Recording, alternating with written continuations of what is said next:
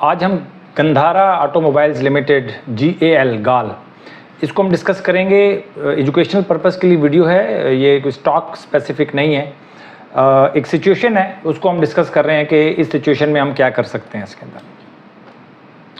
देखिए गाल की मैंने लास्ट भी मैंने वीडियो बनाई हुई है, उसको भी जाके आप देख सकते हैं कि एक इसका डाउनवर्ड ट्रेंड था। डाउनवर्ड ट्रेंड के बाद आप ये देखें थोड़ा सा इसने अभी ये अपनी करेक्शन पूरी करके ऊपर की तरफ जा रहा है। अच्छा, अब हुआ ये है कि देखें इसने 45 की मूविंग एवरेज तोड़ दी थी। हमारा स्टॉप लॉस, हम 45 मूविंग एवरेज से नीचे किसी सूरत में भी हम अपनी पोजीशन को होल्ड नहीं करते। ठीक है, ये मेरा अपना असूल है कि 45 की मूविंग एवरेज से नीचे अपनी पोजीशन को होल्ड नहीं करना आपने।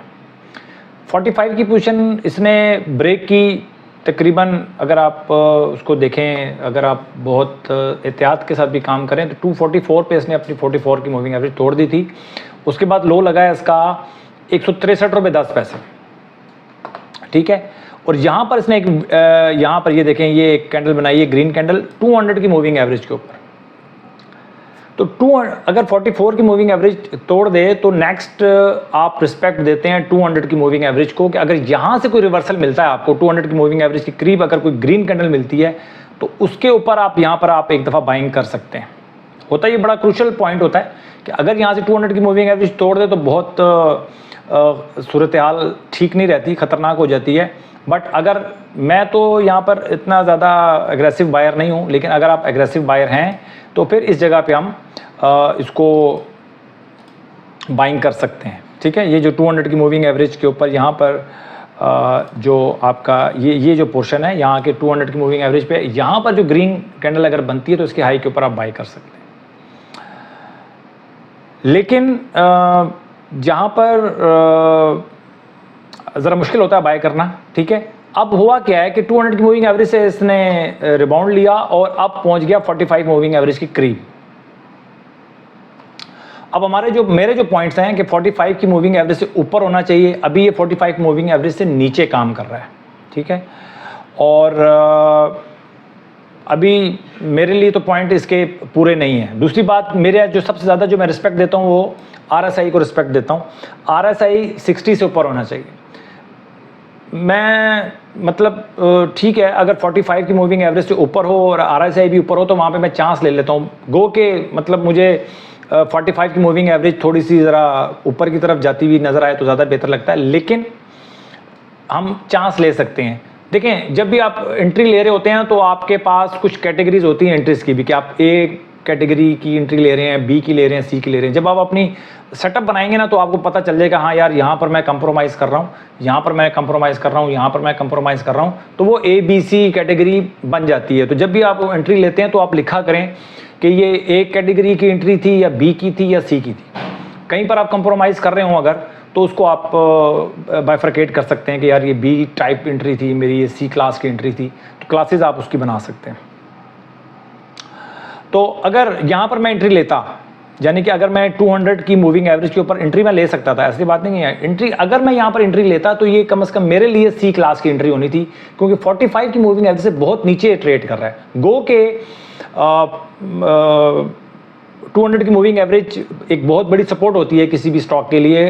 बट दो प्रॉब्लम आ रहे थे मेरे लिए यहाँ पर डेली चार्ट के ऊपर, कि ये यहाँ पर 45 की मूविंग एवरेज से भी नीचे था, 60 की RSI से नीचे था। लेकिन एक बड़ी इसके अंदर एक अच्छी बात थी, वो मेरे लिए नहीं थी। अगर फर्ज कर लें हम वीकली चार्ट के ऊपर काम करते हैं तो वीकली चार्ट पे आप देखें कि बड़ी अच्छी सिचुएशन बनी। वीकली चार्ट के ऊपर ये जो कैंडल थी, ये वाली जो आपको नज़र आ रही है, मैंने राउंड किया हुआ है, एग्जैक्ट 45 की मूविंग एवरेज के ऊपर बनी। ठीक है, तो यहाँ पर हम एंट्री ले सकते थे 45 की मूविंग एवरेज।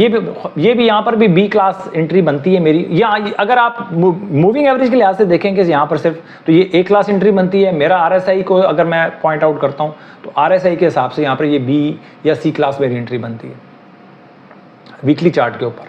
डेली चार्ट के ऊपर मैं किसी भी तौर पे मैं एंट्री के हक में नहीं हूँ, क्योंकि मेरी काफ़ी सारे पॉइंट्स जो हैं इसमें मिसिंग है। गाल हो रही है जी, आजकल बड़ा काम हो रहा है इसके अंदर, वॉल्यूम बड़े अच्छे हो रहे हैं, तो मैंने कहा डिस्कस करता हूँ। अगर आप एग्रेसिव बायर हैं, आप अपने, अगर आपके सेटअप पे ये पूरा उतर रहा है तो आप बाय कर सकते हैं। मेरे सेटअप पे पूरा नहीं उतरता तो मैं बाई नहीं करता। मेरे सेटअप पे बहुत सारे सेटअप आजकल तो भारे लगी हुई हैं जी। आजकल तो A+ और A में इतनी एंट्रीज आई हुई हैं कि आपके पास पैसा कम पड़ जाएगा, स्टॉक कम है, ठीक है।